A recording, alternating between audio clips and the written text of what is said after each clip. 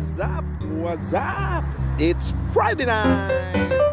Tapos lang namin 4 o'clock in the afternoon, but the sun is still on the move. Oh, so, parang alas 12 dito ba? Pero chill. Wala tayo sa Dibuni ngayon kasi nasa ano tayo, nagtitrim lang tayo ngayon, and then linis-linis, then chill.